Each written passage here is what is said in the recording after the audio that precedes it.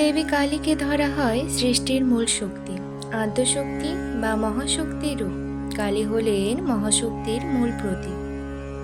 পুরাণে কথিত আছে, যখন অসুরেরা দেবতাদের উপর অত্যাচার শুরু করেছিলেন, তখন দেবী দুর্গার ত্রিনয়ন থেকে তেজ বেড়ে হয়ে কালী রূপে প্রকাশ পান কালীমা।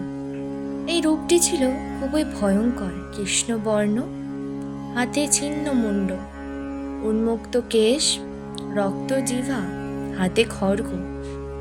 তিনি রক্তবীজ নামক অসুরকে বধ করেন। এবার আমরা জানব কালী পুজোর সূচনা কিভাবে শুরু হলো এই বাংলা অঞ্চলে। প্রাচীনকালে তন্ত্র সাধক আর যোগীরা রাত্রিকালীন পুজো হিসেবে কালীকে আহ্বান করতেন।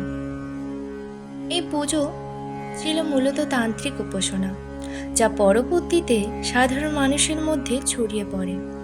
সময়ের সঙ্গে সঙ্গে কালী পুজো হয়ে ওঠে আনুষ্ঠানিক, বিশেষ করে বাংলা অঞ্চলে, যা আমরা বর্তমানে কালী পুজো বলি। কালী পুজো সাধারণত অমাবস্যা তিথিতে, যখন অন্ধকারে আলো চারিদিকে ছড়িয়ে পড়ে, রাতে আলো থাকে না। আজকের দিনে কালী পুজো বাংলায় দীপাবলি রাতেই পালিত হয়।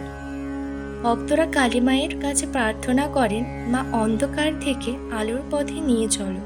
অনেক জায়গায় হয় তন্ত্র পূজা, হোমযজ্ঞ, বলিদানও।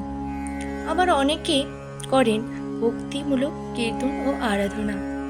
কিন্তু আজ আরাধনা আর হয় অন্ধকার, ভয় ও অশুভ শক্তিকে জয় করার জন্য।